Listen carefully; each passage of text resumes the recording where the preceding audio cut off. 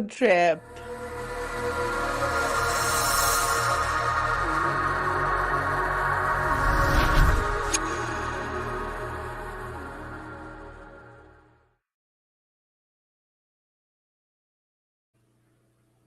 Hello, everyone, and welcome back to the Star Wars Stuff Podcast. My name is Dave. My name is James. Wait, what? Don't do that. Who's Don't Dave? I just noticed it. It does say Dave. Oh my gosh. Okay, anyway, sorry. He said Dave would be there. Mary, you have to introduce yourself to the podcast. Oh, yeah, I'm Mary. And here we talk about all things Star Wars. But before we get started, we have some amazing people to thank. David, take it away. All of our awesome supporters out there on Patreon. Liam McCallion, Kevin Leininger, Deb McCaffrey, Zach Netzel, Maya Morris, Adam Haber, Front Row King, Cam from Indiana, Mariana Atia Arnold, Rush Jedi 27, Alex Blendell, Indiana Solo, and BC Doomit. Thank you so much for your awesome love and support out there. And Hi. hello, LegionSabers.com. If you want a brand new, almost indestructible lightsaber, go to LegionSabers.com. Use the code STUFF at checkout for 15% off. Whoop, whoop. I can't wait for my necklaces to come in. Which ones did you get? The Ahsoka ones, right, David? Or Dave? Yes, if you want to get those awesome lightsabers, lightsaber necklaces, I should say, that you've seen online everywhere, Legion Sabers has them. You can pick them up there, and we'll probably have some at a convention or two that you see us at. And I just sent Mary the Ahsoka sabers, and they're the pair, the two hilts. Ooh. So I have to give I have to wear one, and I have to give the other one to my best friend. Who that is? You'll have to you're out. so sweet. Oh, never mind. No. I thought you were gonna say it was me. I was like, oh, that's so sweet of you. But that's how you'll know which one of you is my favorite. You will all just show up at SpaceCon, and then you all look for who's wearing the other necklace. All right, fair enough. Well, slow news day today. Am I right? Just kidding. No. In case y'all didn't know, Kathleen Kennedy has officially stated she will be stepping down from Lucasfilm this Friday, right? Like it's like tomorrow, right? Like it's pretty quick. I heard end of the week will be her last day, so I don't know if it's Friday, Sunday, Saturday. Technically, I don't know. I would say probably Friday. Tomorrow. Yeah. She gotta have like 4 hours. What time zone is she in? She's your time zone. Oh, no, she's got a while. Yeah. Is she here, or because I know she just finished? They just finished production on Starfighter, so she might still be in London. Oh, hey, Craig. Hello. Welcome. My predictions have come to fruition. All right, just so you know, when you said my predictions, I was like, we've been saying this for already like a year. I will predict Star Wars will have another movie. Yeah, there you go. Say that one next, Craig, and then when it happens, be like, "Yes, I told you." You know what? What's up? People can watch the last 2 episodes and see how the following days played out for themselves. You don't want me to predict that James got fired because I don't know what kind of power I have. Can you wish me $1 million? No, VIP tickets for celebration. VIP tickets for celebration. Do I get a percentage? Sure. I will chauffeur you around LA when you're here. That will be my contribution. But yeah, so in case I didn't know, Kathleen Kennedy, after 14 years at Lucasfilm, will be officially stepping down, resigning. And don't worry, she's going to go right back into producing other movies. So she's going to be doing okay. But yeah, the surprise, I wouldn't say the surprise, but it was like, wow, it really happened, was who is taking her place. Mm-hmm. What are y'all's thoughts about that? I mean, we're not surprised, right? I mean, I'm not surprised about Filoni, but I have no idea who this other woman is. David, can you tell us who this other person is? This other person's name is Lynwen Brennan, and she's been at Lucasfilm since 1999. Wow. Wow. What has she Yeah. done She's there? just doing all the business side of things. She is doing the business, yes. So Dave Filoni will retain his title as creative head, and he will now have the title as co-president of Lucasfilm. So this was all kind of distributed out there, I think, a week or two ago via Puck News. And Puck News is like come up in the ranks, and they usually report stuff that is valid. And Puck News? Puck? yeah, PUCK, like a hockey puck. Yeah. And people act I've never like heard of them. sometimes they're like everyone should know who they are, but I just learned about them like last year, I think. But they do report stuff, and it is valid. They are a credible news source, but they're an online news source. They're not an established entity. I think someone just kind of created them, kind of like Barstool, I think. Oh, okay. So yeah, Filoni and Lynwen Brennan will co-head Lucasfilm, a lot like what DC is now doing with Peter Gunn and James Safran. Well, they also someone's did doing the this creative, with. and someone's doing kind of like the books. They also did this with Pixar, right? Pixar and Disney Animation. I don't know. Who are those heads? Oh, dude, Pixar is the guy we see his name on everything, and it's escaping me. I think Pete Docter took over for John Lasseter, if I'm correct. John James. Lasseter is who I'm thinking of. Yeah. So yeah, that's the big news. It was kind of said. I mean, it was kind of spoiled a little bit. Everyone kind of ran with it, but now today we get the official announcement from Lucasfilm. I have the article right here. I can read a little bit of it. If you go to it's StarWars.com has it as well as Lucasfilm.com. I think if you go to Lucasfilm.com, it'll send you to StarWars.com with the official announcement. And the title is Lucasfilm and the Walt Disney Studios announce leadership transition as Kathleen Kennedy steps down from Lucasfilm leadership to return to producing. That's key. She's not totally leaving. Dave Filoni will lead the studio as president and CCO, Chief Creative Officer, alongside Lynwen Brennan as co-president. Lucasfilm announced today that after 14 years of leading the studio, President Kathleen Kennedy is stepping down from her role. Kennedy will return to full-time producing, including the studio's upcoming feature films of Mandalorian and Grogu and Star Wars Starfighter. Dave Filoni, who worked closely with creator George Lucas to build the Lucasfilm animation department on Star Wars The Clone Wars and help launch Star Wars live-action series alongside Jon Favreau on The Mandalorian, will take on creative leadership of the company as president and chief creative officer, and Lynwen Brennan will serve as co-president. Their close collaboration and more than 30 years of combined senior executive experience will carry Lucasfilm into its next chapter of storytelling with a strong foundation of creative vision and operational leadership guiding the studio forward. So there we go. It's official. What are your guys' thoughts now that we know for sure that it's official that Dave Filoni is co-president now along with Lynwen Brennan? James? It's really strange because it does say, and the wording is, she will still produce, meaning she is still going to be producing these Star Wars projects. Is that what we're getting? Or producing her own projects outside of Lucasfilm? Like, what do you... Are you... So that's interesting if she's going to be producing strictly, not as the president and CEO of Lucasfilm, so she'll be focusing 100% on those duties, which, okay, don't get mad at me, everybody, but she's a great producer. She's produced some of our favorite, childhood films and everything. So undeniable, not a debate. She's possibly like the GOAT producer. Yeah. So, but what does the producer really do on a movie? A lot, a lot of stuff. She's the one who's going to be the workhorse. Hiring the crew. She's finding the crew for the director. She's finding the money for the production. She's getting the sound stages and everything ready to go. She's making sure everything is running smoothly and focusing mainly on that. Now that she's not focusing on also creating an entire,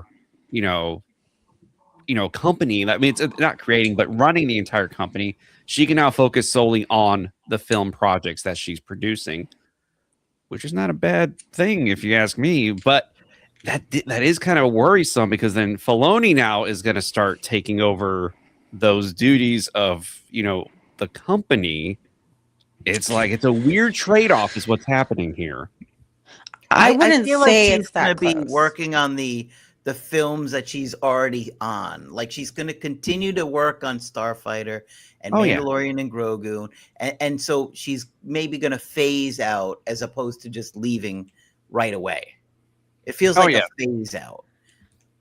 I think she'll Definitely. do future Star Wars projects. I don't think this is just her end all be all after these 2 movies. I think she'll stay on. I think she'll do other projects. I think this is going to be a good testament to see what kind of creative leader Filoni is, because he said it so many times in interviews. He's like, I'll just be on a plane and I'll start doodling and I have an idea and that's what I enjoy doing and I send it to Athena and she's okay, let's make it. Right? Now he has to be in charge of the entire storyline. He has to make sure these producers and stuff are sticking to it, and like he has to keep everybody in order and stuff, Which and not just his 1, 2, 3 projects. It's the entire thing. He has to keep everybody in order when it comes to continuity, everything, and connectivity throughout all the projects. which is why I wasn't too crazy about him taking over as president of Lucasfilm. Him being the creative executive officer. Co-president. Oh, That's very co-president. important. Yes. That is true. Co-president. Even then, it's like I wish Filoni would have just stayed the creative of Lucasfilm and just focused on that, not Lucasfilm in general, was what's going to be happening. I'm just a little nervous. I'm a little nervous about the projects that we're going to be having from Filoni coming out. That's what makes me just a tad bit worrisome about this. Do I trust him? 100%. Is he going to be a little too busy now? Possibly. Right. I think this is the best case scenario for the 2 people that we're getting in this situation, because it's a co-head, like I said. You don't want Filoni to be the president, the sole person that has to handle all those duties. True. He has someone he can lean on, or he has someone that could do all that president work when he can kind of still be the creative, but he still has the title and he still has final cut for everything creative. It goes through him. So he's in the big seat now. He's at the tippy top. It's all on him. If Star Wars isn't going to work in the future with the stuff his first stuff that comes out as him as the sole guy, we're going to look at him to blame and not even Lin-Manuel Brennan, because you know what I'm saying? Yeah. No, It all comes to him. Yes, it's all he's in the big chair now. He's gonna have the big paycheck, the big title. He's the co-president now. And I do like, and I was saying this in the podcast months ago. I wanted to have them do like a DC thing with James Gunn and Peter Safran. James Gunn handles the creative. James Gunn probably doesn't handle any of the presidential, the typical traditional presidential duties. I think that's going to be Filoni. He's not going to mess with that. But if he needs to step in, if he needs to, I don't know, quote unquote, like pull rank and be like, hey, no, we're not doing that. We're doing this. This is how we're doing it. He has the final say with that. And they've both been around for decades. So that's great. They know how Lucasfilm runs. It's going to run smoothly. I think this transition is going to be very smooth. Oh, yeah. And Kathleen Kennedy is not really going to go anywhere. I think she's still going to produce. I think she's well liked within the company. Mm-hmm. And I think it's a great move for her. And maybe we don't know Filoni. Filoni is kind of a mystery in a way, because I mean he's never talked about getting to be president of Lucasfilm, even though it's every like nerd's dream. So he's there. He's in that sole role. If it doesn't work out, he's going to be the person that we all kind of look to. Well, here's the thing about Filoni. He's done a great job with the Clone Wars and like the cartoons and stuff like that. What have we really seen from him as far as live action? We've seen Mandalorian. We've seen Ahsoka. Ahsoka was okay. Season 1 was okay. A little flat, a little meh, if you ask me. season 1 and 2 of Mandalorian, fantastic. 3 was meh for me. But He how much of probably the wasn't- Mandalorian was Jon Favreau versus Well, they Dave? did it together. Yeah. Isn't Filoni like on most of that? Yeah, it was like a tag team. Yeah. We have what? Book of Boba Fett, which I don't know how much Filoni was in with that. Probably somewhat, at least. A little sure bit, him and- mostly. I'm sure him and Favreau at least worked together. And Rodriguez. hmm? And Robert Rodriguez. Robert Rodriguez. Was also, doing Book of Boba Fett as well. Yeah, he directed. Or like kind of show ran. Yeah, Mhm. that was. Yeah. I mean, Peg. there was some really cringy stuff in Book of Boba Fett. I'm You sorry. talk about that car chase. I mean, that motorbike scooter chase. Speeder Jade? bikes. Yeah. That was the best. Speeder That was bikes. the absolute best action sequence I've ever seen in Star Wars ever. So Oh, Awesome man. Power Rangers reference there. it was Just the great. whole what they did with Boba Fett really didn't make a lot of sense for me either. But I mean, he wasn't really. I don't know what Filoni did with the Acolyte. Probably not too much. Maybe a little bit. Yeah. I mean, Um, he's been spread thin. And I don't think he was really involved with the sequel trilogy. No, he was was on on the set of set. The Last Jedi. He learned filmmaking from Rian Johnson on The Last Jedi. Uh-oh. Yeah. But Well- I mean, you can't. Okay, here's the thing: knock Johnson's movie if you want, but he is a great filmmaker, so it's like that's a good person to be learning from. But yeah, as for his input into the sequel trilogy, it's crazy to watch Rebels, which is going on around that time, and then to see the Force Awakens and all that, and you're like, they didn't think to pull from any of this into the No. sequel trilogy. How great this storyline was, and that's what made me think. Kathleen Kennedy and Lucasfilm was trying to get Filoni into more of a prominent role within the Lucasfilm world. And it felt like at the beginning days of all of this, they weren't really listening to Filoni. They were like, oh, yeah, you get an animated series. And well, that's good. That's good. Animated series. And I feel like now it's like, okay, good. It's about time he's there. But what David said is really true, which is if this doesn't go good, it's Filoni's fault, and that's gonna be a weird thought process people are gonna have. Well, the thing If reality or not, even if it's not his fault, we're all going to look at Filoni and be like, bro, you need to fix Why'd you it. let this happen? Yeah. Why did Yeah. you let this happen, or why did you not have this happen? Right? Well, here's the other thing that's tough is we have projects that are in different stages of development. So we really don't know when it's kind of like Filoni's territory that this is like stuff that he gets credit or blame for. And I because think we have yeah, you're right. I think whenever he's the one who comes out at D23 or whatever, and he's the one announcing the projects, those projects he's announcing are gonna be the ones like that. We're gonna be like, okay, this is the stuff that he himself is saying. I approve this. Here we go. Let's get this party started. But yeah, if I'm Filoni, you know what I'm doing? What are you doing? I'm getting Christopher Nolan to do a Star Wars movie. Oh man, that'd be great. How's that? No, How's that for an no. announcement? I would Wait a love minute. that. Maybe that's my prediction. Tomorrow it's announced. I got You a guys lot are to gonna say think about I'm a that. secret source if it happens. Yeah. But Yeah. seriously, is there another filmmaker you'd rather see do a Star Wars movie than Christopher Nolan? Steven David Fincher. Soderbergh. Huh? Steven Soderbergh, David Fincher, Guillermo There's a del lot. Toro. Above him or around him? I would put Guillermo del Toro and Christopher Like Nolan. 1A, 1B type. Yeah. Up Yeah, there. Toro. Didn't he do the Hobbit movies? No, No, Peter he Jackson did Frankenstein. He attempted to, and then there's actor Oh, he strikes backed usually, out at and then the he had to last leave. minute. Yeah. Okay. Yeah, I was gonna say those Hobbit movies were a stinker. But apparently, Mm, I enjoyed them. watch but- him again. I think they've gotten Do I better. have I to? watched it. I watched it not too I long thought ago. if you took them and condensed them into 2 movies or 1, it would be great. But Which is what as- he did do. His script was 2 films, Right. and he produced. They had. I know this is the Hobbit podcast, everybody, but just to clear it all up, he had designs, costumes. They had sets being built for the Hobbit, and then he backed out because of how long it was taking to get going. And I believe at that time, Hellboy 2 was being offered, like, hey, you can go ahead and do this one now. And he said, I have to leave and then Peter Jackson then came in and Yeah, and Peter Jackson didn't have a lot of time to do it. there's a director, Peter Jackson, to do Star Wars.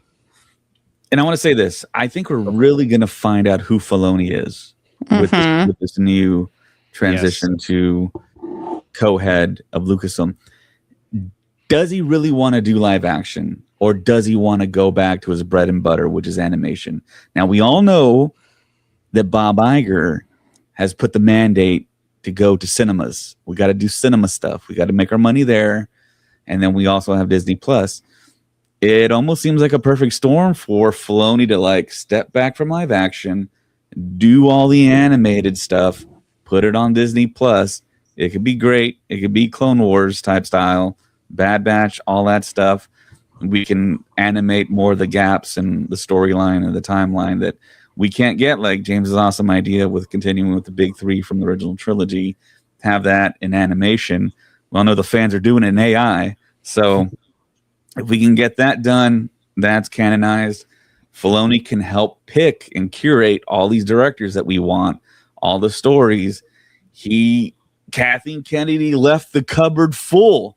There are tons of stories that he can pick and start making billions right away. Not only that, but what about that one series that was completely written with Lucas, that Level 1151? There's like 50-something episodes that are fully written and done from years ago that were never... Right, his original Star Wars TV show, there's lots of completed scripts, and that was done with Lucas. Yeah. And Rick McCallum as well was I think he was the one he would have produced those. So that's something that they could take a look at. Mm-hmm. I'm curious how different this is going to be. You know, I'm curious how different this role is going to be for him. That's a great question. Yeah, 1313 level. What was it? Level. I think 13? initially 1313 was more of the video game that never got completed, with like Boba Fett going to that level of Coruscant. But that would make a great story, and that's kind of what Guillermo del Toro got tied to, was the like underbelly of Star Wars and the Hutt Syndicate and all that stuff. Which article were you reading from? Were you reading from the Variety one? No, the official StarWars.com. Okay, because there was a really good Variety one with Kathleen Kennedy that I sent you too. Yeah, there is a lot of interesting tidbits of information here that will pique everyone's interest. And I got a little summation here. I'll put it up on the screen. We can just read it. Kathleen Kennedy gives an update on the future of Star Wars films. James Mangold's film is on hold, which we did not kind of know that, but has an incredible script. Donald Glover has turned in a script for a Lando movie. I think we all knew that. Simon Kinberg is actively working on a trilogy, which we already knew, of films that Dave and Lin-Win are very on board for, which is interesting. Taika Waititi turned in a script for a film she calls hilarious and great. We didn't know quite that. Confirms the Hunt for Ben Solo script is also on the back burner, which is the biggest news here. So she's kind of saying that it's still a possibility. And there was more to it than that. There was another quote that I saw to it. Something about you'd have to be brave to do it, or something like that. If someone was brave enough to do it, and people are saying, "Oh, that felt like a shot at Bob Iger." Did you not see that quote? I mean, she was on board. Dave Filoni was on board. Adam Driver was definitely on board. It was a no-brainer to say, yeah, let's do this movie. So I can understand that statement from her. And everything that happened after that, all the fan synchronicity and coming together online, and all the billboards and the skywriting and the banners on the planes, and so somebody was flying it around in Burbank with the Hunt for Ben Solo, Save the Hunt for Ben Solo. And then I think they may have taken it down, but in Times Square, someone did still have that space even after the new year. Like, hey, just so y'all know, there's like a truck with like a 150-foot screen on the bed that says "Save the Hunt for Ben Solo," and it's just driving around Times Square. It's like what like extremely rich person is doing this? Adam Driver. It's Soderbergh, Adam Driver, and Kennedy are trying to get this thing made. But no, what else was in that article, Craig? I pulled it up here. It's a Deadline article. Let's see what I want to get to the juicy part because it's a pretty long article. Read it. Just read the whole thing. We got time. It's long. I don't want to put everybody. Read it. We'll sit here quietly. Oh, I like this. I just saw this in Deadline. Bob Iger retired, was replaced, and then came back, and she said, "That's not happening here." Like, she's like, "That's not going to happen." I'm gone. So James, Mary, did you realize that we went to the last celebration with Kathleen Kennedy as the president? I No. did realize that. That might be the last time we see her on a stage in person. No, she's gonna. Yeah, She's gonna come back. We're gonna like. You think? not as, I mean, not in this role. As but a I think producer? yes. I mean, I they had the don't think producers. so. They had the I think producers so. of Andor on stage. You know what I mean? So it's like they could bring Who? the. I don't know their names, but they're the producers of Andor. Were on the panel for Andor season 2. I think she'll come back, and I think she'll do panels, and I think she'll be on stages because she was the president, and she's still involved in these movies, so she has name recognition.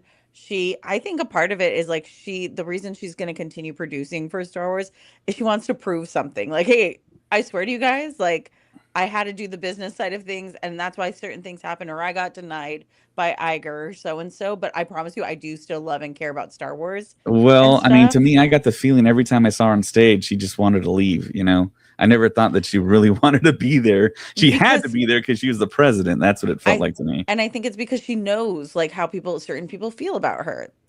Like a lot of people are very excited that she's no longer president and stuff. Yeah. And I think she knows that. And I think she always knew that. But also in Japan, I'm pretty sure she wanted. I think also she was very busy because they were getting Starfighter ready to go into production. Sean Levy made the announcement, "Hey, this is actually happening." Ahsoka was starting production like the 2 next weeks later. week. Yeah, so I think part of me in Japan, she was like, "I have to be here, obviously, but I need to get back to the States to keep making sure these projects are gonna keep going." But yeah, that's what my prediction is. I don't know, but yeah, I don't think she's coming back. I think that's the last we'll ever see of her at Celebration. No, I think we're gonna see her. I think she'll be at the next one. She's gonna be. Yeah, I mean the 50th. George Lucas showed up. When was George? Everyone will be at the next one, Craig. John Williams. Oh, did you hear? Hans Zimmer's going to be doing the music for the new Harry Potter, not John Williams. So, yeah. Anyways, it's because he's old. I didn't know that. Yeah, I just found that out. Breaking news: Hans Zimmer is going to be doing the score for Harry Potter. How old is John Williams now? He's got to be in like 89, 91. No, he's in his 90s. He's in his 90s. He made. Geez, it feels like a couple of years ago. He said, "My 90s are going to be my best years." So, yeah. Oh my gosh, he's up there. Yeah. Speaking of Hans Zimmer, okay, we got this picture from the Golden Globes.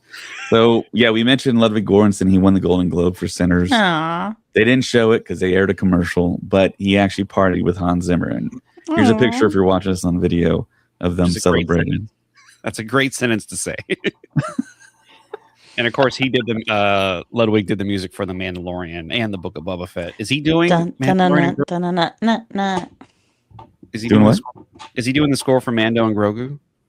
I'm pretty sure. Yeah, I was gonna say he should be doing it. I don't trust anyone else. And he's so young. He can do this for the next like 60, 70 years. You remember we were watching the Oscars. Okay, we had an Oscar party. Don't get mad. Anyways, Dave was I there?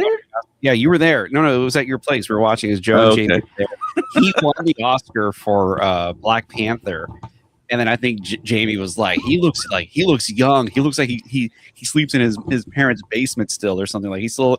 And then I think my wife was like, he just won an Oscar. We're like, yeah, we can't be picked on. Well, he's won multiple Oscars now, and he's won Grammys. He's won a lot of stuff. Yeah.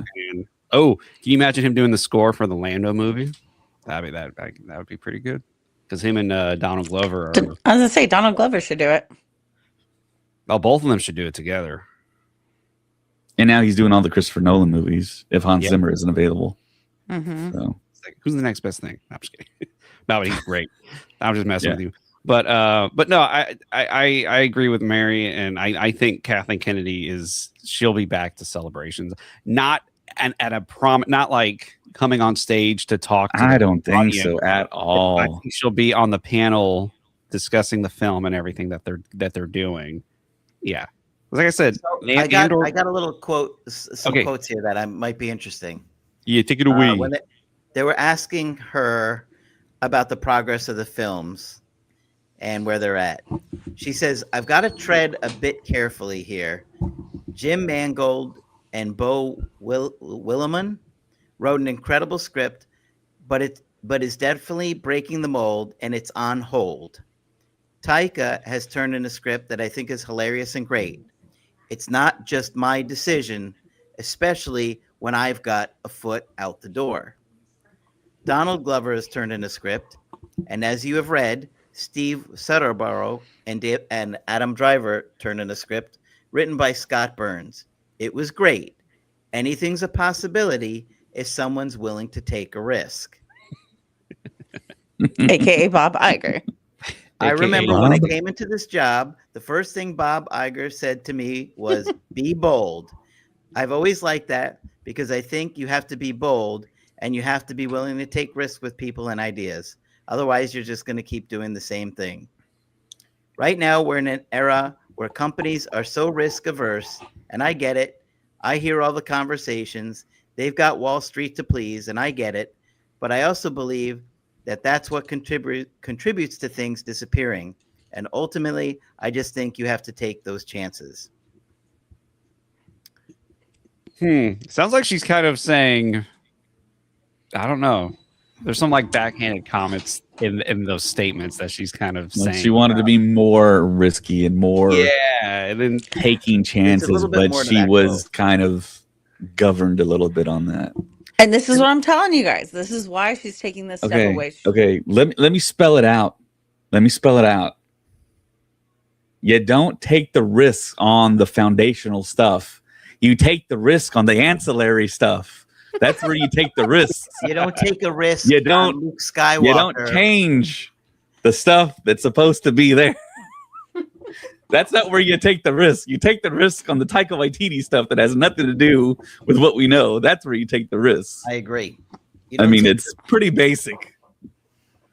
But you kind of have to take a risk when you get when you get to Star Wars. Look at what George Lucas did for the Phantom Menace. That was a huge risk. And ultimately, some people to this day still hate that movie. Some people to this day say, but it didn't touch anyone that we knew except the younger versions of characters. So you could do things. But did y'all just want another original trilogy for the sequel trilogy? No, we just wanted not to change Luke Skywalker so drastically. I think that's basically it. It's just infuriating. I'm sorry, it's still infuriating. Yeah, and of course you're gonna have people that love it, but you're also gonna have people that hate it, and you don't want that.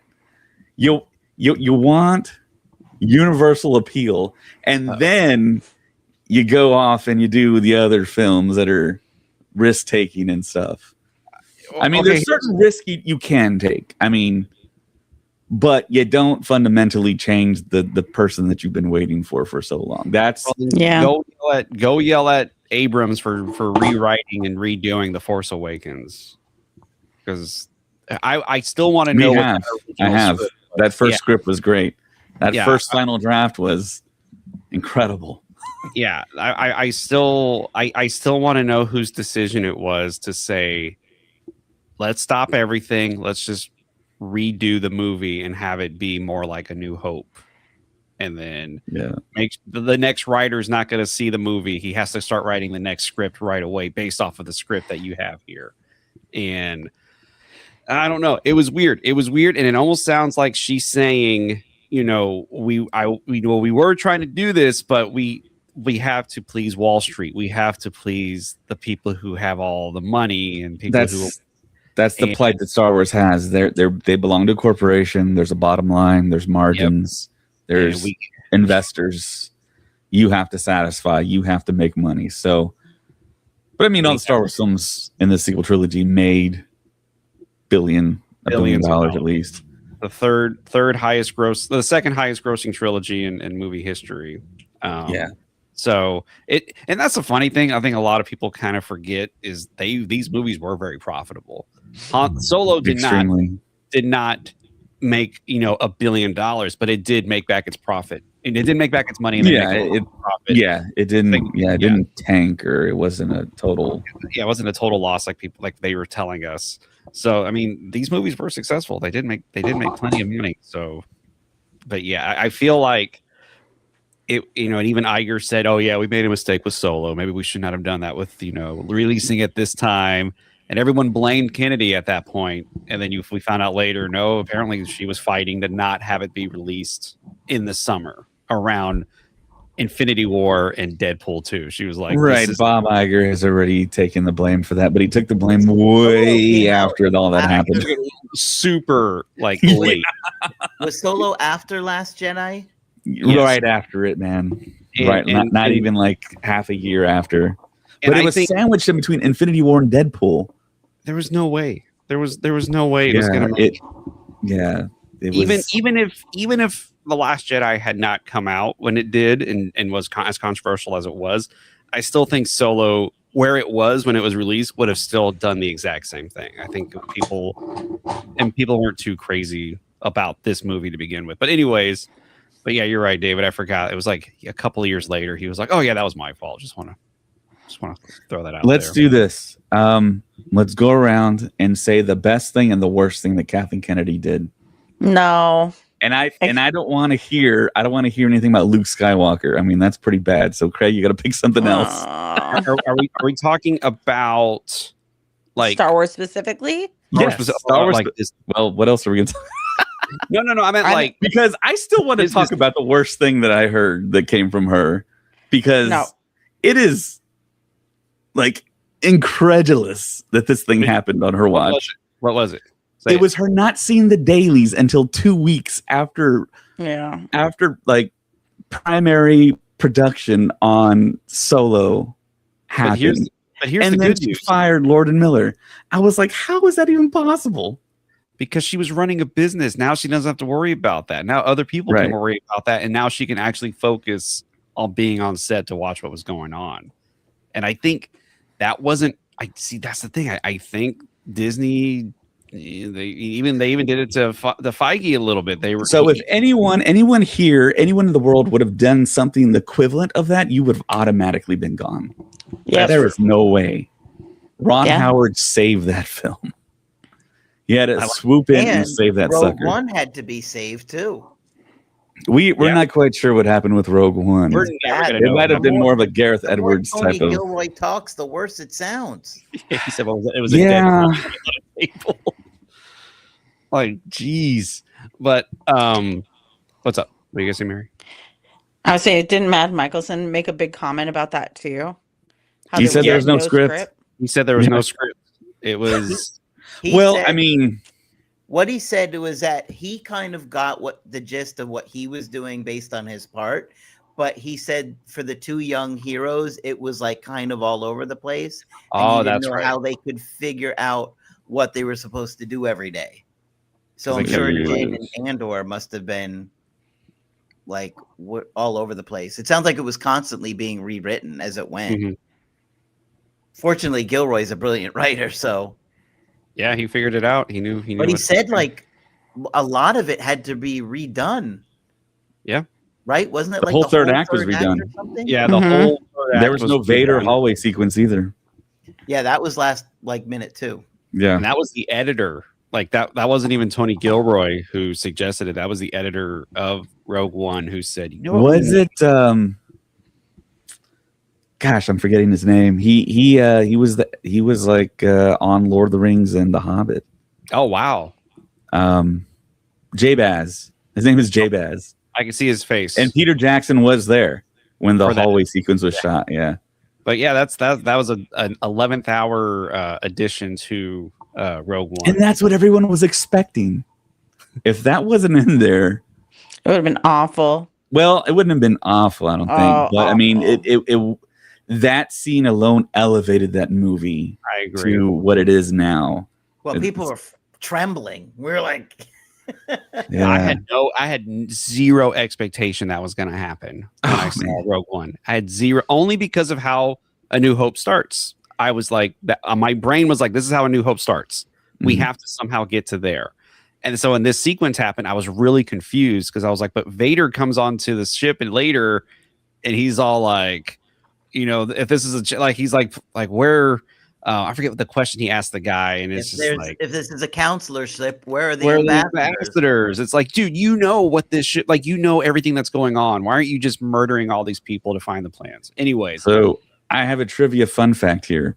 I want to So hear the this. guy that Vader's choking in A New Hope, you know who he is? Who? Antilles? Character-wise in the story. No. Was it Antilles? That's the guy that handed the plans to Leia in Rogue One. That's the same character. How would we know that? How would we know? That's a great inside Starting joke. to sound like Elijah Wood. Thank you. That's what I was going for. That was great. But I'm looking at I you, love that Exigal. tweet. How could we have known? how would we have known? The explanation for that was insane, and he was right. How you didn't even say a word about that in the movie, so I don't even want to hear. So Oh, funny. fun fact! It's like there's no fun fact here. The best part is you can read it in his voice too. That's so great. I mean, it's for fans making this stuff. I think about it. I put myself in their shoes. How terrified I would be every day doing this stuff as a fan, growing up with Star Wars, having to meet the level that is classic Star Wars. I mean, it's almost impossible. But then you have pictures of Dave Filoni in an AT-AT for Mandalorian and Grogu, and he's just smiling. And he was like, I was just there. He goes, I just sat in the chair because I was so happy that I got to sit in the seat of the cockpit of the AT-AT. So it's like some directors can do it. But then again, these were the first two movies that were being introduced to the world of Star Wars again. Abrams and Gareth Edwards had the most impossible job any director could ever have in Hollywood. And so, yeah, you're right. That is kind of a scary thought. Okay, But it Dave, takes a team, man. It can't just be one guy. It just can't be JJ. It just can't be Gareth. You have to have people around them that help them succeed. so David, what was your favorite thing and least favorite thing from Kathleen Kennedy? Related to Star Wars, of course. You can't. Now we got to talk about Seabiscuit. Hey, she did a good job with Seabiscuit. I was gonna say We can't talk Lincoln, about the but butterfly and the diving bell, or the diving bell and the butterfly. we can't talk about Land Before Time. oh, no, that's a Oh. great one. Can't talk about Back to the Future. Ooh, I know a lot of people are like, "What? What do you mean, Kathleen Kennedy and Back to the Future?" we can't talk about Jurassic Park. Oof. Yeesh. Which one? Woof. She did all. I think she produced all three of them. David. We can't talk about The Color Purple. You know, let's not. whoa. Yeah, let's not talk about that movie. Let's not talk about So I'm gonna start. I want to start. Okay, with Star Wars, not The we're worst- just joking around. Okay, The worst thing that you did, don't the do it, worst Craig. things hand don't down, do it. Don't do it. was the sequel trilogy. The sequel trilogy is a mess. It goes. All right, like- my turn. Wait. Time out. Craig has to now say the best thing. Okay. Take your I time. suppose Rogue One. a Mandalorian Okay. and Yeah. giving I guess that was probably our first live action show, right?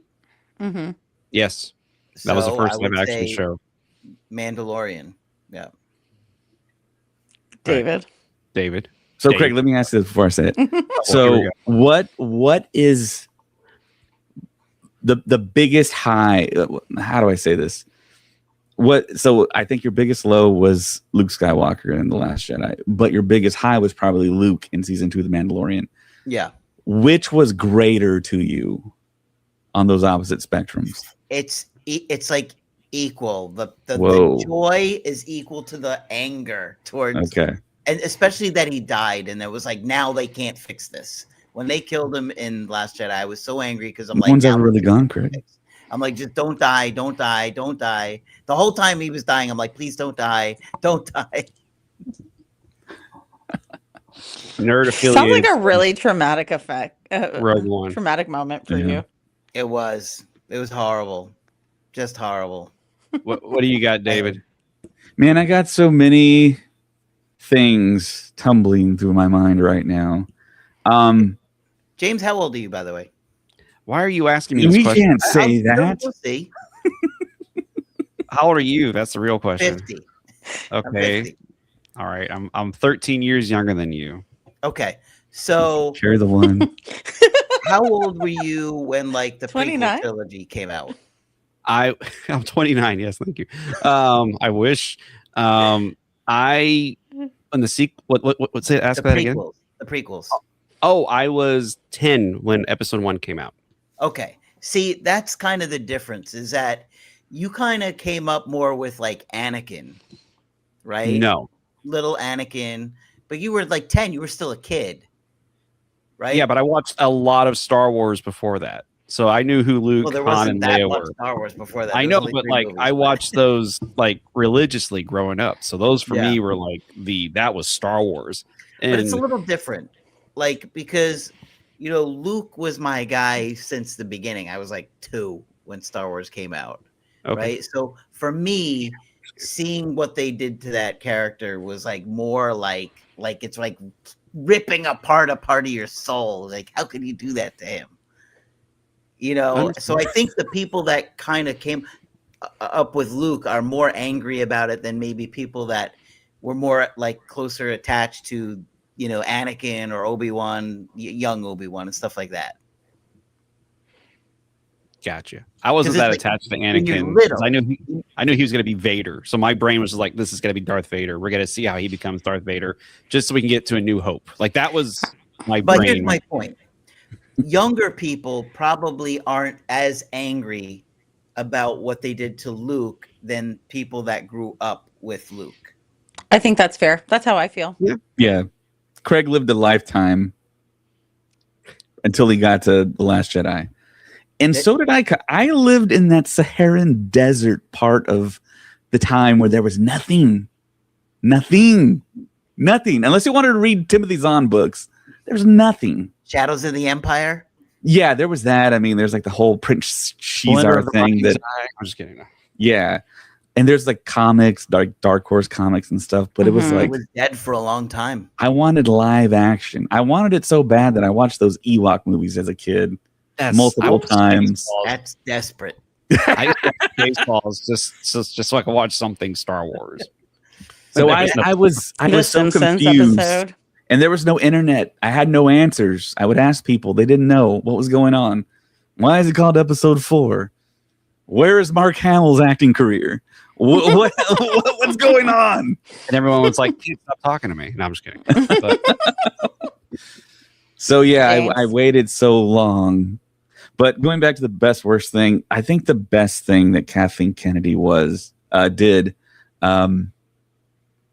was probably the launch of episode 7 and the film, and making sure that was the stabilizing foundational film of the start of her career. I think to get that done off the ground and the hype around it, it was just the best. And sad to say that I don't think we're ever going to experience that ever again. no, never, ever again. It was 77, Never say 99, never. and 2015, and that's Never it. say never. Never Well, say Star never. Wars will have to go away for a long time, and I'll be very old, and I don't want that.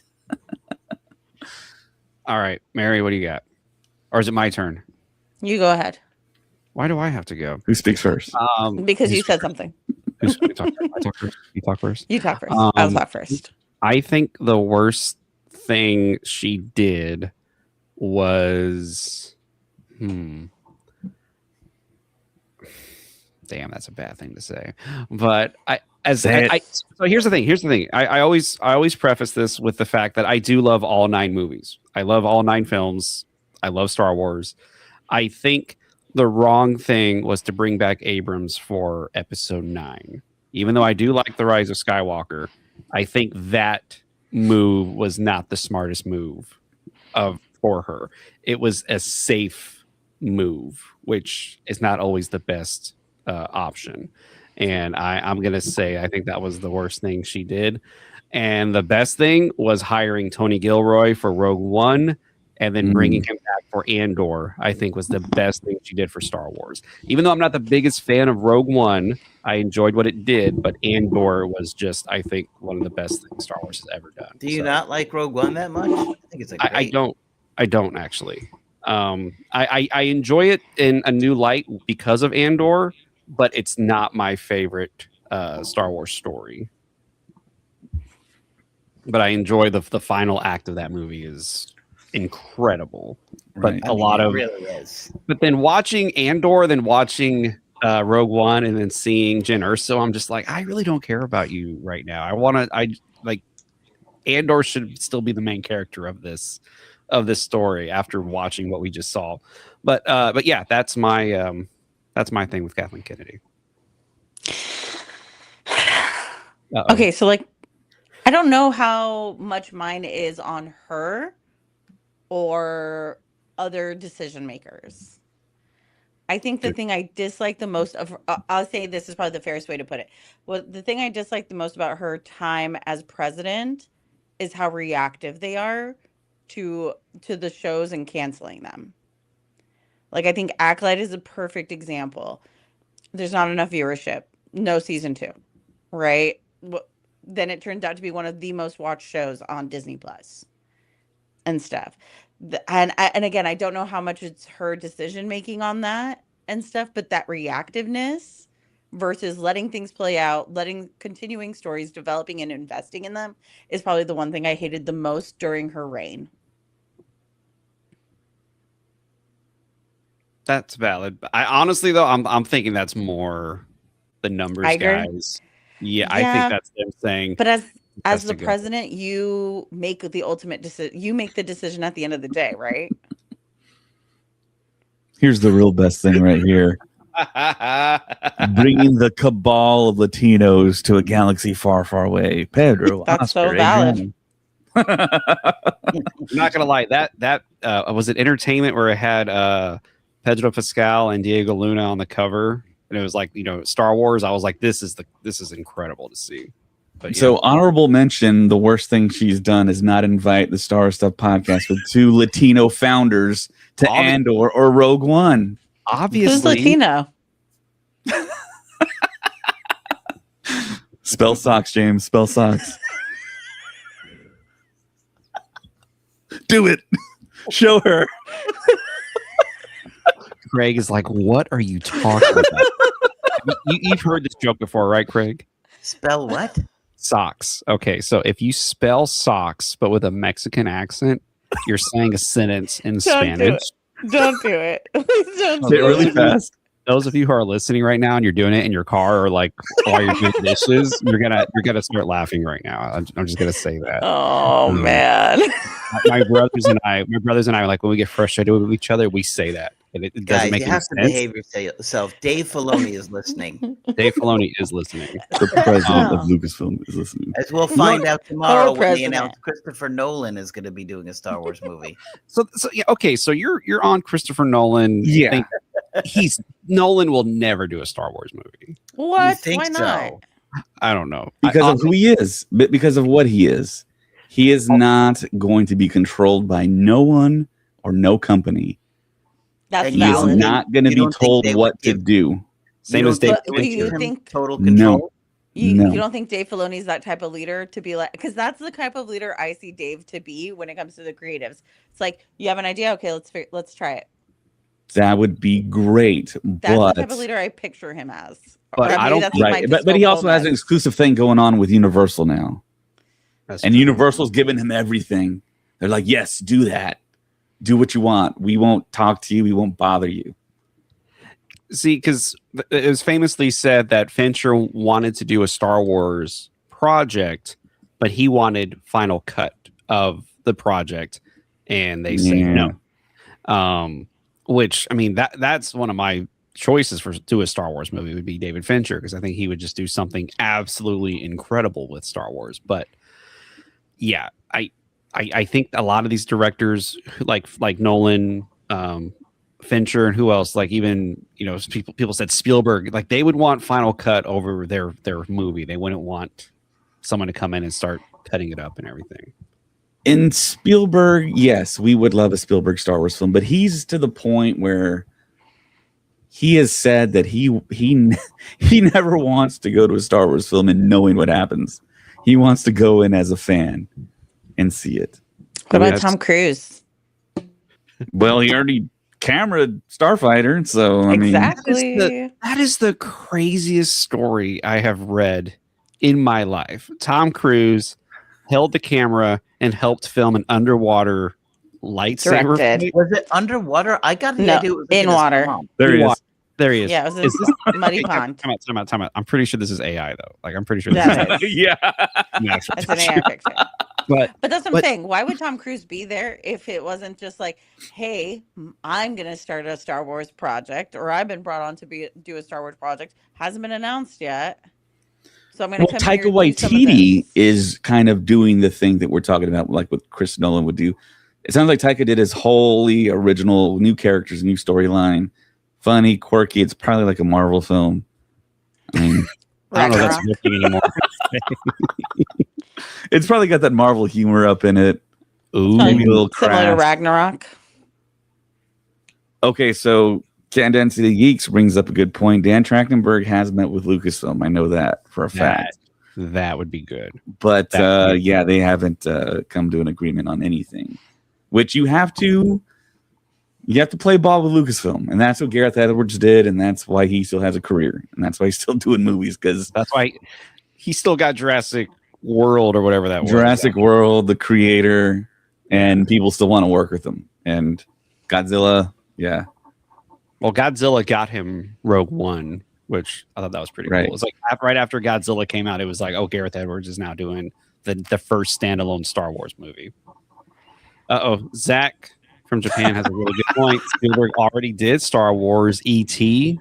Everybody, just saying. Valid. That is so valid.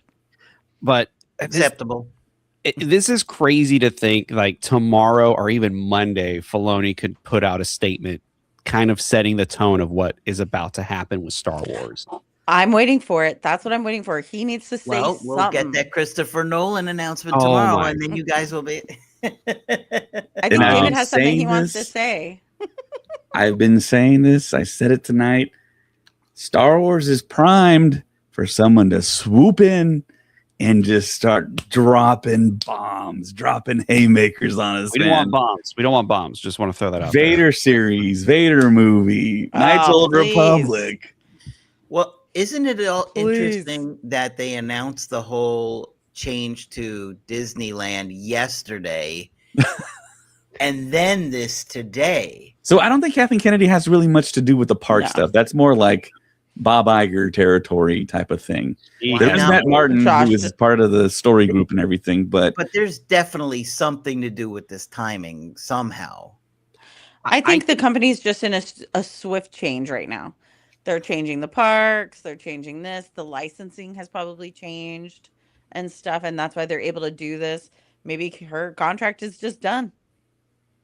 Or somebody on YouTube I can't even say this. She stepped down. Yes, Kathleen Kennedy is resigning as of the end of the week, which is tomorrow, which is in about 3 hours.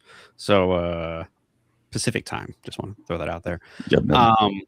But you know, it's interesting. I think I've said this before. Was I heard once upon a time that part of the reason they wanted to get these movies out when they did, like in 2015 launch, was because the parks were like on their mind to get done, and it was like we need the money to start funding to create the land. You got to get the people going. And so they really kind of pushed to get that movie out. And as we know, she hired a screenwriter, which I think was the best screenwriter they could have chosen for Episode 7, which was Michael Arndt, who wrote Little Miss Sunshine and Toy Story 3, which love it. It's bizarre, but those are incredible movies and those are incredible scripts. And Little Miss Sunshine is a well-written movie. and he won the Oscar Toy for that. Story by the way. 3. That wasn't a great thing that she did with that, because Michael Arndt says he takes years to develop a But script. here's the thing. And she still hired him. But here's the thing. My theory is that I think Iger or somebody said 2017 launch episode 7, the 40th anniversary of A New Hope. We get the episode 7 out. And I think that was her timeline. And then they said, no, we need this thing out in 2 years. We need this thing out in 2015. And then that's why it was like, okay, never mind. We have to let you go. And even Michael Arndt said, he was watching, I think he said The Last Jedi, and he said, it was really weird watching the first act of The Last Jedi because a few of the ideas I had for 7 were at the beginning of The Last Jedi. And it's like, whoa, like, what was that whole movie supposed to be about? It was probably the Yo Mama joke in the beginning. Exactly. About his mother. But yeah, he said Luke was like in the first few pages of his script. Like he said he had Luke Skywalker already there pretty much in his episode 7 script. You know what I mean? You're like, oh my gosh. So yeah, I have a feeling that's what happened. Is they told her, you need this movie to come out at this time. Harrison Ford breaks his leg. They watch the movie, and I'm pretty sure they said this needs to feel like Star Wars. So make it feel like A New Hope. Make it feel what's the word I'm looking for? Make it feel familiar to the fans so they can enjoy Star Wars. And I think that's what happened with The Force Awakens. Chewie, we're home?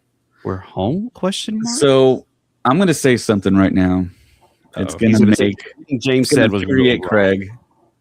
It might make you mad. It might make our listeners mad. Oh no! But we can't let George Lucas off the hook here. Oh no! We cannot. We got to talk about that too. So he sold Star Wars to Disney. Okay, great. But he still wanted to make Star Wars. He should have never sold it if he still wanted to make his sequel trilogy. And he did the thing where he sold Star Wars and then was thinking like, oh, they're still going to listen to me. They're still going to do my treatments, my outlines for the sequels, which sound great. Darth Maul coming back, Maul, Talon, that whole thing, which we're going to get in Shadow Lord, essentially. Are we? Yes. Yeah. But yeah, he probably should have waited a little bit until he sold, until he finally really could not physically direct and be around and contribute.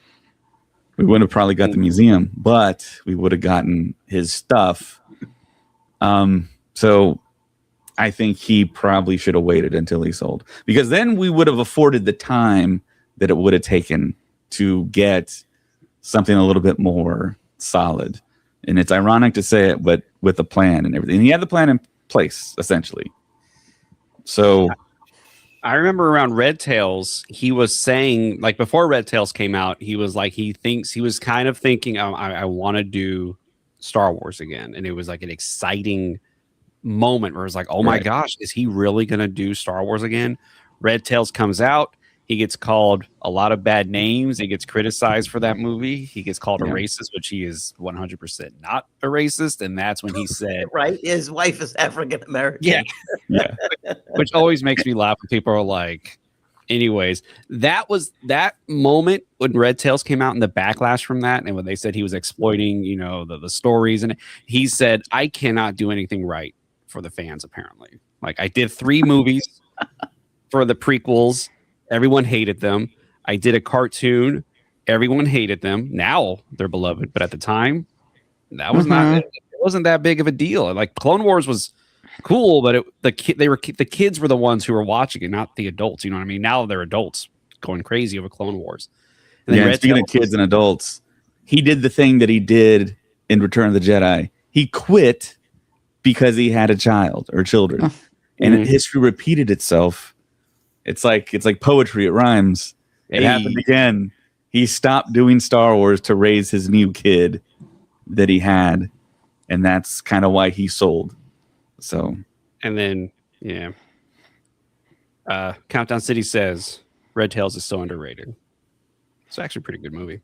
But yeah. Oh, yeah. The Clone Wars kids grew up to make YouTube content. The same will happen in the sequel trilogy. That's what I keep telling people. It's like the sequel They're trilogy. already doing it. Yeah, there's people who are huge fans of the sequel trilogy. Some people I Then know how they say come- this is. Then how come they're not getting AI stories? What do you mean? Have you seen all these amazing AI stories? But they're Yeah, all centered yeah. on Lucasfilm is Luke behind. and Lucasfilm, Anakin, get Vader, on and- track. Huh? I said, yeah, Lucasfilm is behind the fans. The fans are already surpassing the stories of what Lucasfilm But they're is not doing. about the sequel trilogy.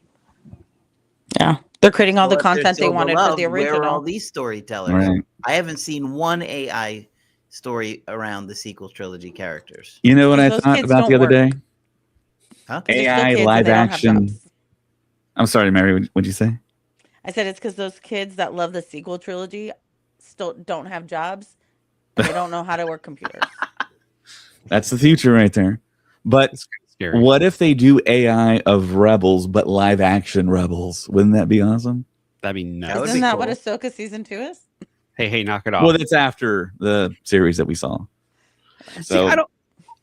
I'm the crazy guy who thinks we should you're the not. crazy guy, James? I'm the crazy guy apparently. That's a drop right there. seeing the Clone Wars flashback in Ahsoka was cool. It was an episode. It wasn't even the full episode. It I was just know. maybe 10 minutes. Yeah. Here's the thing. That that was the was- best. That was a I- mic drop moment there. I was okay with that. I don't need an entire series of live action Clone Wars. Oh, Same I as would have Rebels. loved. I would love that. No, I but we would already love to have- see we- some. Yeah, Filoni's already stated he's never going to do. So with No. Filoni in charge, it ain't going to happen. We already have it. It's already Unless done. he has a massive change of mind. Yeah, it's like, ooh. And you Those know, were some of the seeing best parts of that season. agreed, 100% agreed. That's it. Just keep it. Yeah, they just give you a little bit. No, Yep, a little that's taste. it. That's all I want. I remember my opening for the Obi-Wan Kenobi series was like it opens up with Anakin and Obi-Wan. Like I had this idea of them laying down on a rock, looking up at the stars, and you see like the ending of a battle behind them, and they're just talking and having a discussion about whatever. And then it cuts to Obi-Wan waking up in the middle of the night, and it's like he still dreams about Anakin. I and, just saw an like, AI story today with Obi-Wan having an. I think I forgot to send it to you, David. why? I usually where Obi-Wan was having a nightmare and Anakin was like, I want to see my son. Where's my son? And then Anakin slowly starts like turning, like it'll go back to Obi-Wan, and Obi-Wan's like, like See, he they doesn't listen know to what the to say. podcast. You see, Creative common sense right there. There's another great one I'm gonna where find you it. see right after he becomes Vader and is in his chamber and he steps out and he's being worked on and the necrotic skin is being scraped off of him and he says no to the morphine and he just takes the pain and walks out and oh my gosh, and he goes back to Mustafar and he's like in a fever dream and he sees Palpatine. They basically recreated that comic where his like limbs are like reattached, his original limbs, but they're like fire and it's amazing. And then he it's really said, incredible.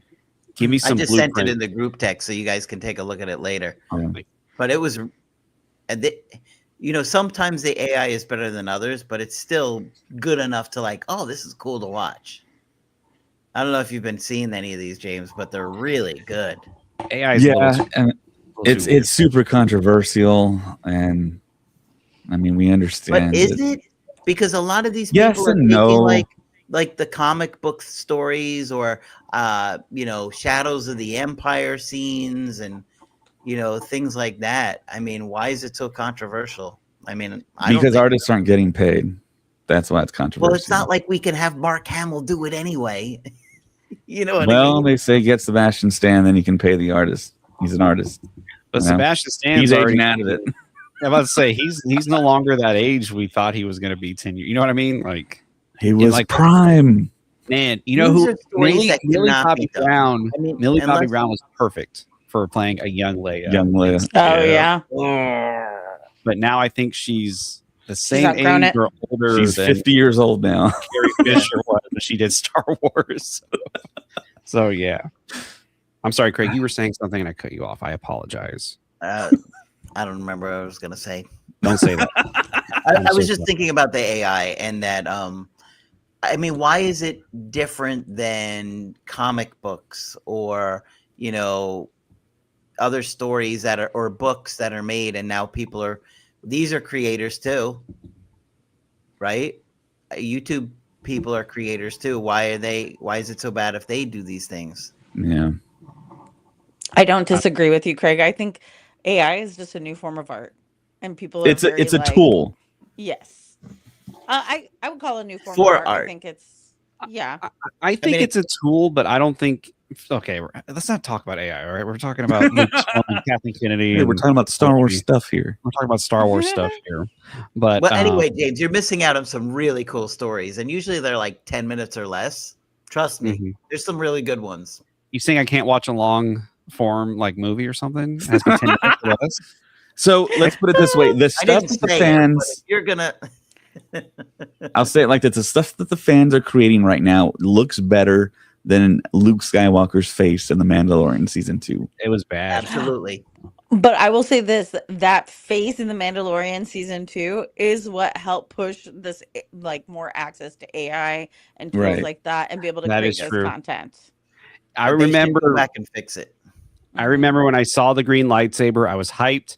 When he took the hood down, I was like, "Ew, okay."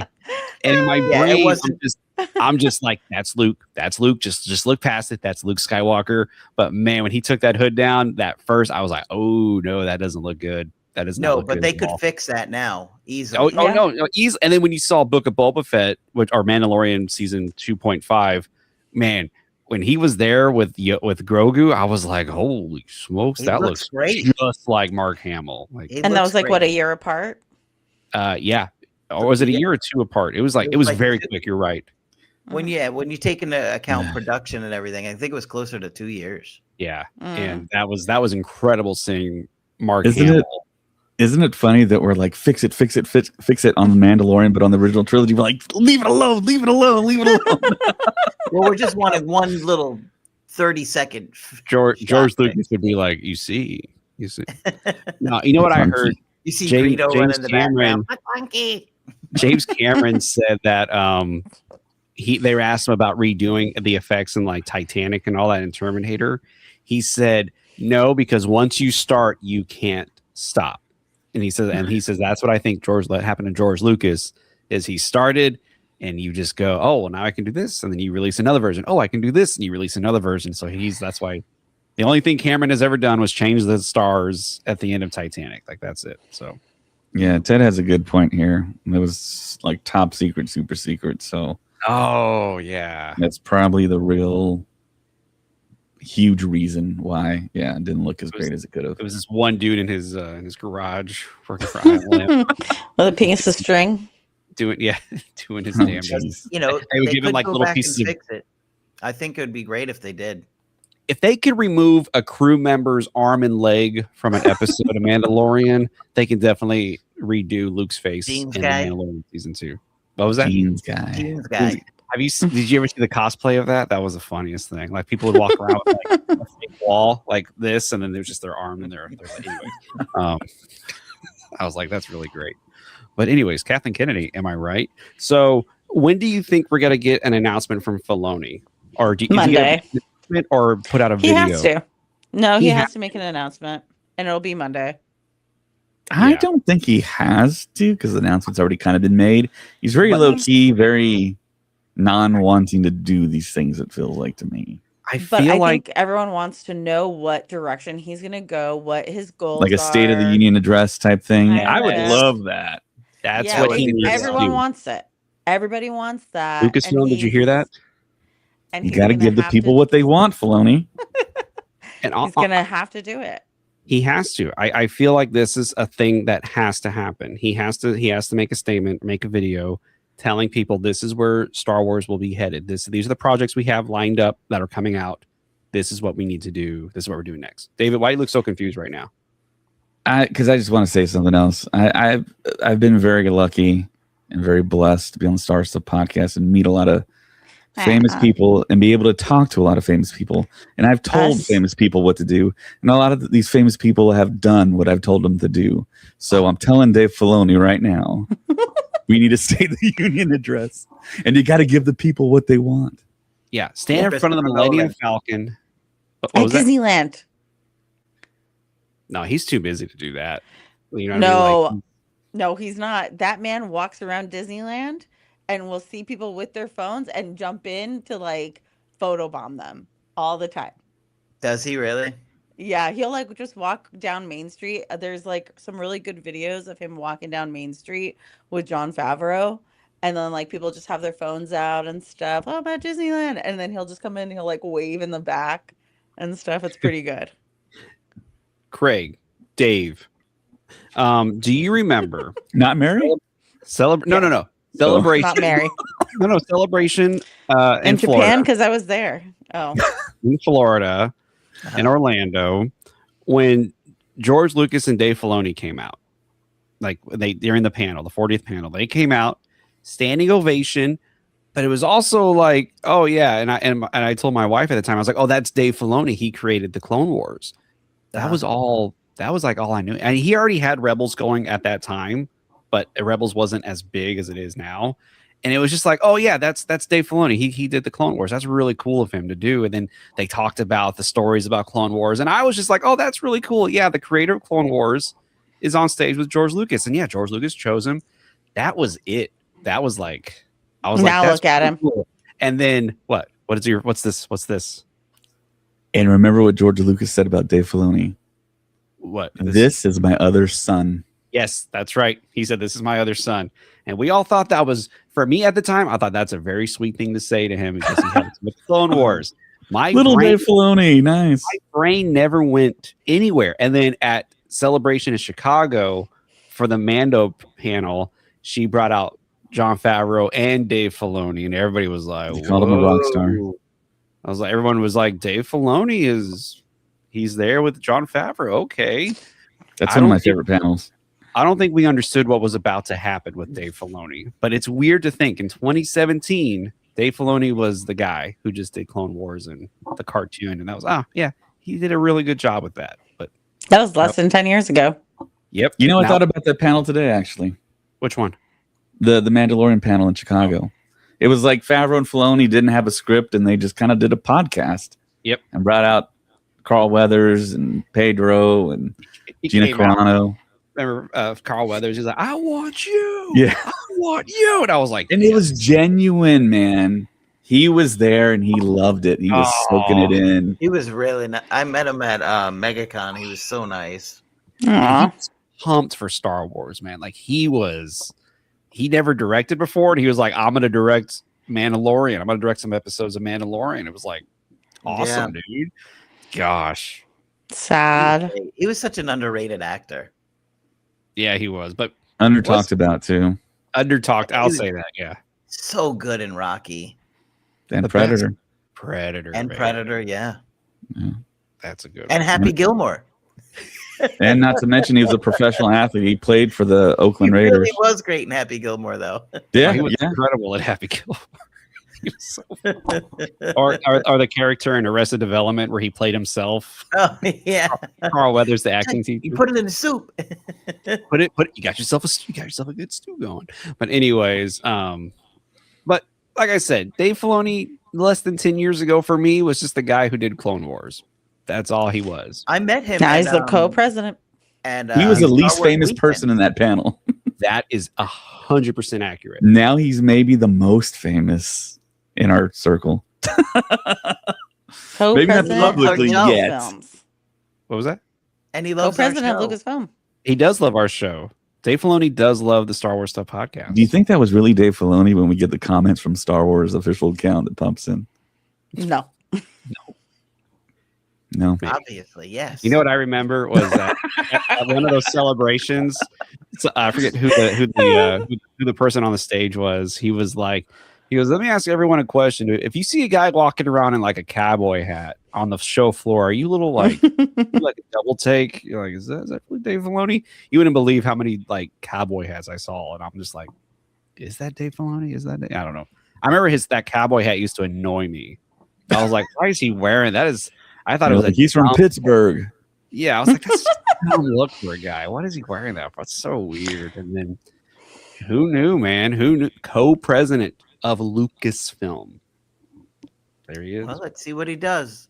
Yeah. I'm excited to see what he does. All eyes are on him. I Mhm. one of the things that we don't really know in defense of Kathleen Kennedy is how much pressure she was getting from the suits and the executives trying to coerce her to do this or force her to do that. We don't know what that was like for her behind the scenes.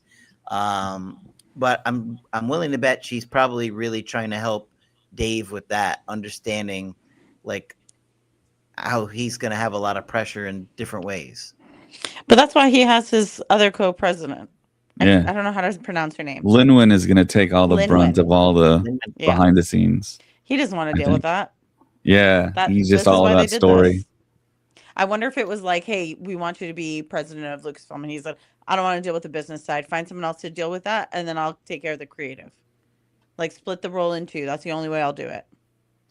Do you think with Kathleen Kennedy, it was her trying to please everyone? Or do you think it was something else? Or was it the fact that she wasn't like a hardcore fan and knew all the stories and the comics and everything? I think it's what Craig was saying. I think she got like a lot of pressure on all ends, from fans, from executives, from stockholders, from everybody involved. I feel okay. Yeah. So, and she's probably getting a lot of information from different writers and directors, and she's like, "Well, I can't do it all," and stuff. I so think she had to pick one and of choose. one of the things that people really didn't like is that they felt like Star Wars was forcing wokeness on us. That a lot of people felt like you're forcing it in the Acolyte, and you're forcing it by making Rey the main character, a woman the main character. And one of the things that I completely disagree on is that I think Kathleen Kennedy is in denial that she thinks that the fans are particularly rough on the women or that they don't like women characters. And I don't think that's it at all. I think they were just frustrated with the development of those characters or the stories that those women brought, like with the Acolyte, right? Because people love Ahsoka. People love Princess Leia. Nobody complains about them, right? They're just, or Padme, right? But people are complaining because they felt like it was being pushed. Like we want one black person, one Spanish person, the white guy is the bad guy, the woman is the leader. And I think a lot of people, I'm not necessarily saying I agree with it, but a lot of people are pointing that out and they keep complaining about it over and over again. So I don't know if that was pressure from Disney itself that we want to have this, because there were rumors about this too. Like it was an algorithm. We want this kind of diversity, and there can't be more than this many white people in this movie or this and that. And so I don't know if there's some kind of forced diversity on her, or if it came from Disney, or she felt compelled to do that and push it. But honestly, I don't think that was very much a Star Wars thing. I think it is a little bit Disney. Like you see it a lot in Marvel, and it's a little more in your face in Marvel and stuff. I think in Disney, I think she just really tried to find different storytellers. I don't really see it in Marvel. Where do you see it in Marvel? Endgame, when all the women come together for that one moment. Okay, that you're talking about that, but yeah. And then like did it feel forced to you? Did it feel one forced? time over 25 movies? But that's what I'm saying. But like that one time, yeah. But the timing of it was 2015, 2019. The era didn't help. There was a lot there. Even Pixar was also going that way as well with some of their movies with the whole woke ness, quote unquote of it. So I feel like Disney was really trying something new-ish with it. I honestly, the only one that I was like, actually, no, I didn't have a problem with any of the quote unquote wokeness, but I think I think it was the like Nerd Affiliated says here. I think it was a timing thing with Disney. Yes. They were trying to do differently because if you look at the span of 2015 or 2015 till now, yeah. But I was gonna say, like, I think Star Wars has always really been about diversity, right? From the original trilogy, you look at the Rebellion, it's all different types of alien species. You've got Zoological.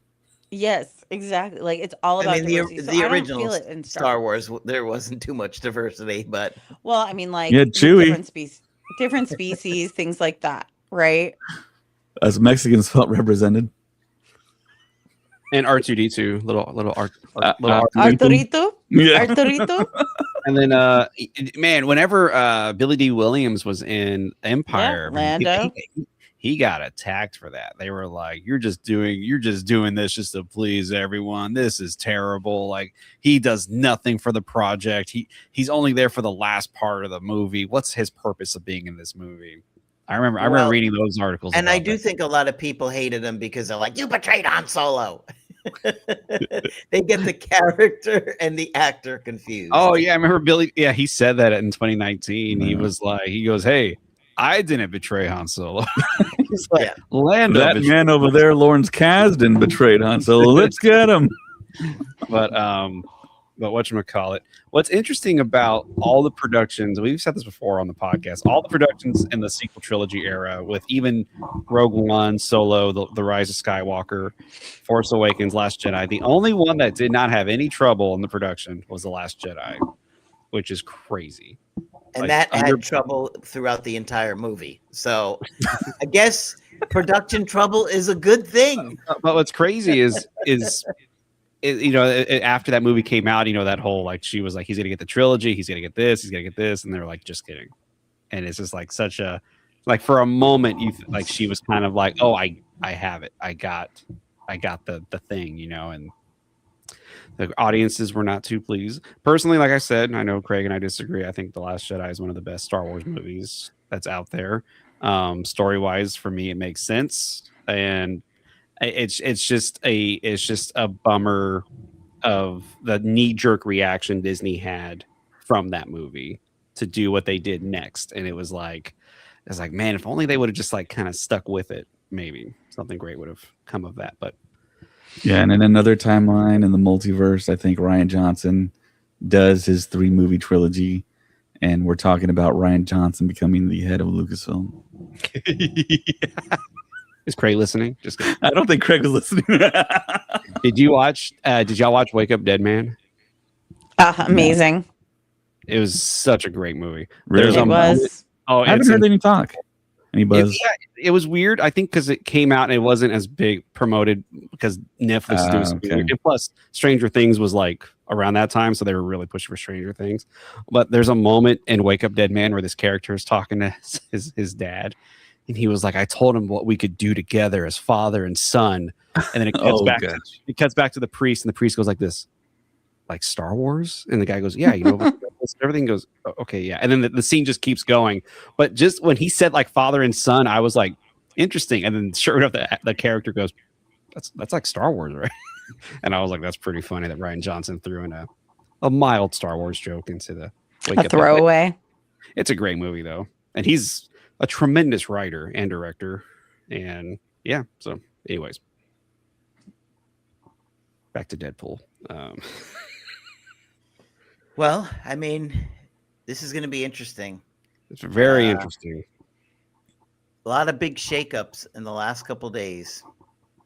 The parks, and now the entire Lucasfilm.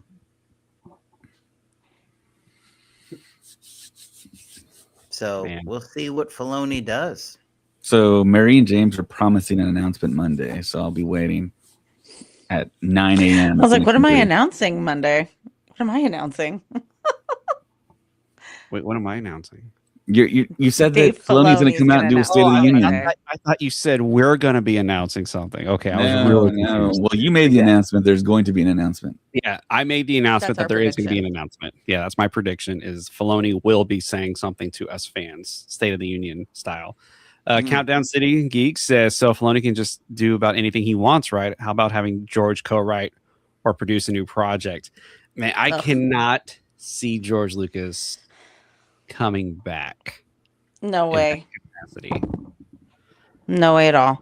I He's too could, busy with the museum now. yeah. That quote from Ron Howard about Solo was really interesting when he walked up to George Lucas and said, "Hey, they asked me to do Solo. Should I do it?" And he was like, "I told them to call you for like you were my first choice for that." He was like, I told them to call you first, like meaning when it was announced you should be able to do it. But also that quote made it. I'm kind of rephrasing it, but it also made it sound like he was like, I told them to call you like way before, also for other things. But Probably. Have you seen Ron Howard acting in the studio? what no? So Ron Howard is in Seth Rogen's The Studio Show on Apple that Plus. show. Yeah. The studio. Okay. And it's like, is he playing himself right now? Because he's like super cool if he's playing himself. Very like very upfront, very like communicative and articulate. And I was like, wow, is this how he is like on the set and directing? Sounds That's like a pretty good dude. That's what Bryce said. Okay. said Oh, okay. the way Cool. she Yeah, learned that is- was him. He wasn't acting, and of course, he's a famous child actor and was in Happy Days and all that stuff. And a Yeah. damn Aw. good director. You know what I mean? Like Totally. not just Well, like yeah, director, he's got an Oscar. but a Yeah. great. I watch The Grinch every year. I don't care what you say. That's a great movie. I don't care if it's a Christmas movie. It's a great movie. Anyways, Did Do he you watch direct it outside of The Grinch? Christmas? I didn't know that. Yeah. he directed the Grinch with Jim Carrey. I did not know that. hmm All right. Yep. That's why his brother's in there. Oh, fun fact: Clint Howard said that when they were doing Solo, when they came up with this character, when they were writing it with Ron Howard, Kathleen Kennedy said, "Hey, Clint could play that person," and he was like, "Yeah, he could," because she knows you put him in all your movies. So, oh yeah, Clint could play that guy. And he was like, "Yeah, he could." So, anyways, yeah, Ron Howard directed that one, Cinderella Man, and A Beautiful Mind, and Solo. Anyways, Well, the response overall seems extremely positive yes. with the change. So Yeah, everyone's on board with this. I don't agree with the whole like, yay, she's gone thing. I'm like, don't say that part because technically she's not gone. She's still going to be producing. But as for the head of Lucasfilm, she's no longer going to be in Like, that. how do you properly say that? It's not really a demotion. She just I think she's retiring from that position. Yeah, and she's got to go doing what she loves to do, which is produce. So it's like she was born to do that. she was. Yeah. You look at her resume. Yeah, she's an incredible producer. I think that's what worries me about Dave. Like Dave is made to like do the storytelling piece and stuff. He's made to be like creative and draw and write and all that. And she's meant to be a producer and stuff. Oh. Now she's not meant to be a president, and I don't know if he's meant to be a co-president. I think this will break him. Ooh. Well, like I said, Jeez. I don't think he's really going to be doing co-president duties, but Because like, how much time does he get to write and draw now versus look over everyone else's stuff? he can doodle during the meeting still, during the investor calls. Are you listening? Hold on. It's going to be like that one scene from The Social Network where he pulls up the pad and it's like nothing but doodles. Just do it. Hold on. I gotta look at this. He was supposed to be taking notes and it's just doodles. Yeah, I'm still wondering how this is going to go. Hold on, somebody wrote something here on. Oh, I think it's if I got to make anybody- that meme right away because someone's going to steal it and do it. You do. You have to do that one. Post it tomorrow. Dave Filoni and Dave Filoni at the next investor call. Gosh, I'm going to stay up late tonight. Do that. I think if anybody could get George back, it would be Dave. But yes. I think the problem is, I'm sure George was not happy with that sequel trilogy because we have hardly heard a word out of him about it. he has said very little about those movies. He said something about The Last Jedi. Do you remember? What was it? It was He interesting. said it was very well made. Which, and I think even Which is Colin true, said that. from a certain point of view. He was like, hate the movie. He goes, but it's one of the most gorgeous Star Wars movies you've ever seen. And I was like, that is very Aw. true. It's visually, it's absolutely stunning.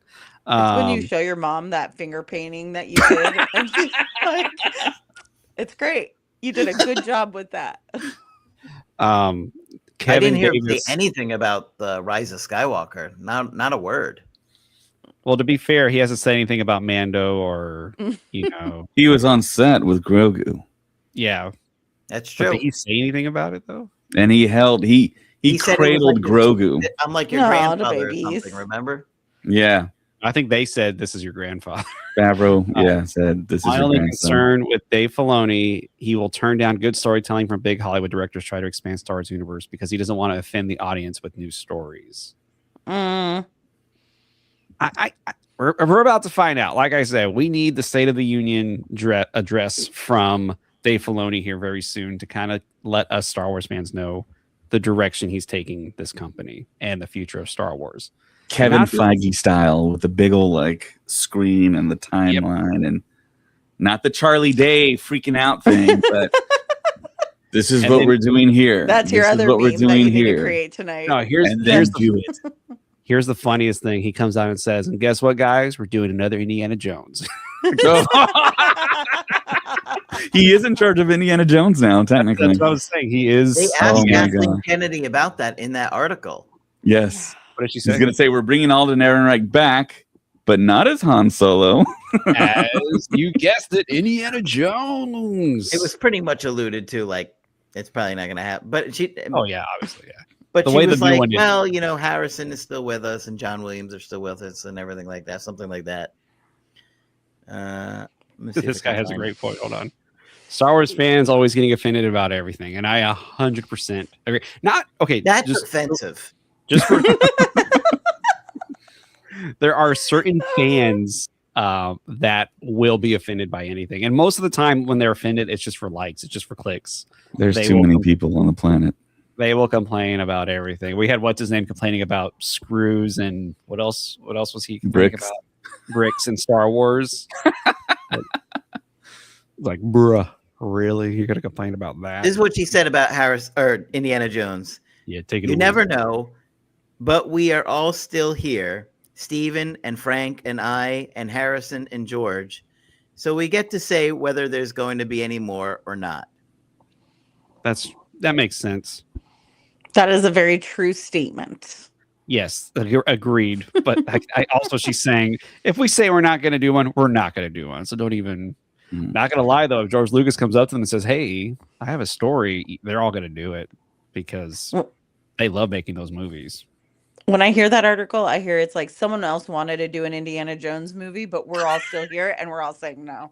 We're all saying no. We're all saying no. It's crazy. Right after Last Crusade, even though they rode off into the sunset, they were already like, "Let's do another one." Yeah, let's do it. Like they didn't even think. Everybody was like, "Oh, Last Crusade, that's the last one." No, they were already thinking of another. That's Indiana where they Jones should have movie. ended it. Yeah. Frank Darabont wrote one. Crystal and then- Skull was what? Hey, Crystal George Skull Lucas. is my favorite. Crystal. What? Okay, no joke. That No joke. scene- No that- joke. Okay, you want to talk about offensive? Oh, The gosh. scene with Shia Oh LaBeouf God, here we swinging go. in the jungle with the monkeys. That was offensive. That was To The way- who? The way And you he- said it to was the monkeys. offensive. That Okay, was offensive, Greg. that was offensive, Craig. it was so Zookeepers? offensively I mean- bad. I'm not gonna lie. I'm with Mary. Look, she had to turn off her mic because she's laughing so hard. Indiana Jones and the Kingdom of the Crystal Skull was the most fun I had watching a movie in the theaters. That was a lot of fun watching that movie. Not gonna lie. Craig, I can't. The way you jumped in so fast. Yeah, you were. Oh my God, Mary. He was so That was mad so about. good. The That was monkeys good. were horrible. Gosh, he said it again. Yes. Oh man. Did Oh you my people see God. this scene? It's so bad. So we're gonna Oh. blame George Lucas and Steven Spielberg, Frank Marshall, and Kathleen God. Kennedy. How did Steven Spielberg see that and say that's got to stay in the movie? I just don't understand it. The same so reason he cute. was the reason he was like, I don't want to do aliens, and Lucas was like, okay, they're not gonna be aliens. They're The gonna look like Predators. aliens, but they're not. It's like, what are no? He says they're gonna be interdimensional beings. And Steven Spielberg was And then like, of course, okay, I like that. What do they look like? He goes, aliens. and then Elijah Wood chimes in. How are we supposed to know? How are we supposed to know? How are we But- supposed to know but, that? But John Hurt does say interdimensional beings. I'm just want to throw that out there. They do call Oh Lord. interdimensional beings. They're not real Martians. While everyone was paying attention to Harrison Ford as Indiana Jones for the last time. And on that note, Is that And on really that your note- favorite? No, it's not my favorite. It was just I had a he's lot of fun asking watching me. it. Oh, sure. Mari I said said it was her my favorite. favorite. That's your favorite, really? Yeah. I'm controversial though. I do enjoy Temple of Doom more than Raiders. Raiders of the Lost Ark. You Yeah. managed to perplex James there. Mary. I do enjoy Temple of Doom a lot. That's my favorite Indiana Jones. What? No, oh, Craig wasn't on the pod that one time we were talking about like the movies that are most hated. And you guys were like, I was like, I thought everyone likes Godfather 3. And you guys Oh. flipped out. James Yeah. levitated.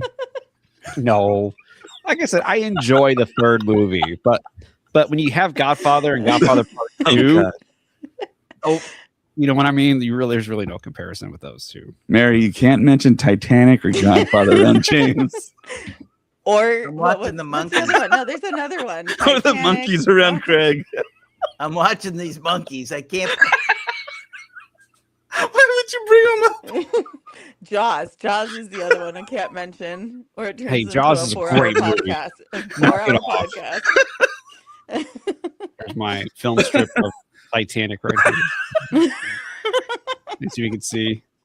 Craig. I really hope you guys are watching this. James always has them on hand. I do. It's great. It's cool. All right. I had a really nice friend who said, I'm going to get you this thing of Titanic film strips. And I said, thank you. That is really sweet. So, yeah. No. And on that note, And on I that hope you note, guys all had a everybody, great time. I think we have to cut this off. Everybody, thank Oh, you my so glasses are fogging up, James. Thank you so much for listening to the podcast. Stay tuned for that We're so address sorry. on Stay Monday. tuned for that Christopher Nolan announcement tomorrow. Yes. Okay, so tomorrow, Craig is saying tomorrow. Mary and I are saying Monday. Dave, From what Dave Dave Filoni. says never. From Dave to I'll be- Dave, never. I'll be at Disneyland tomorrow. If you guys see me at Disneyland, come say hello to me.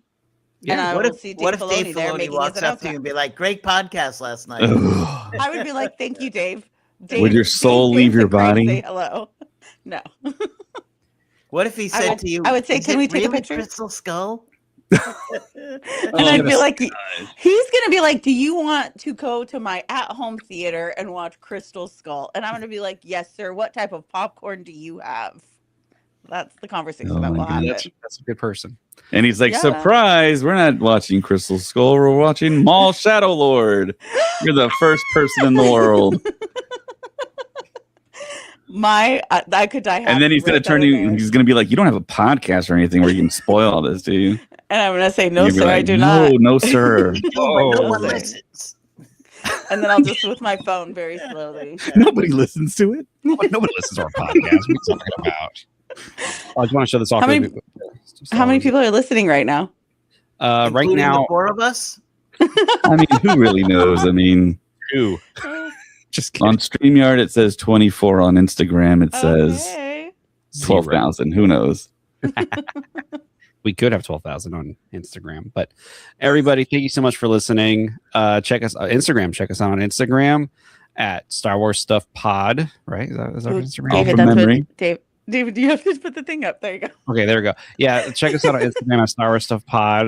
We've been a little more active on Instagram, so please go give us a follow and interact with us as well. We have 2 Facebook groups, or I'm sorry, we have Stuff Pod on X, formerly known as Twitter.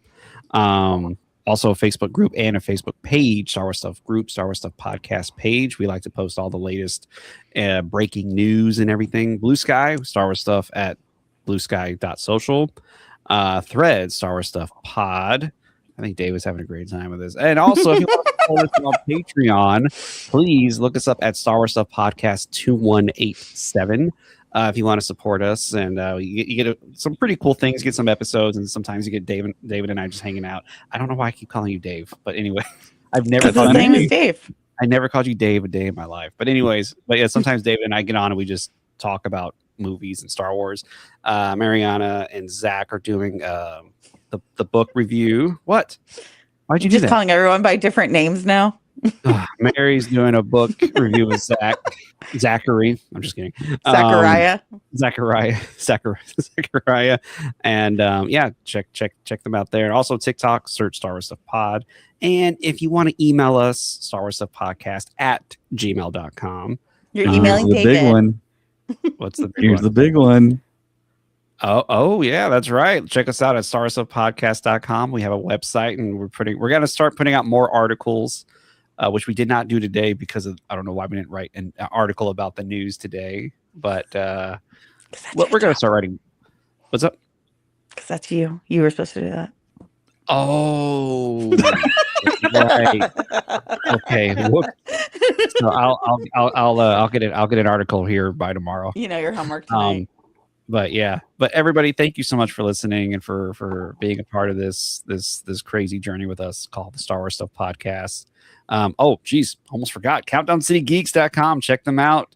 They're amazing. There's a lot of great fandom there for any type of fandom. If you want to check out, just anything, they got you covered there at Countdown City Geeks, and they're great.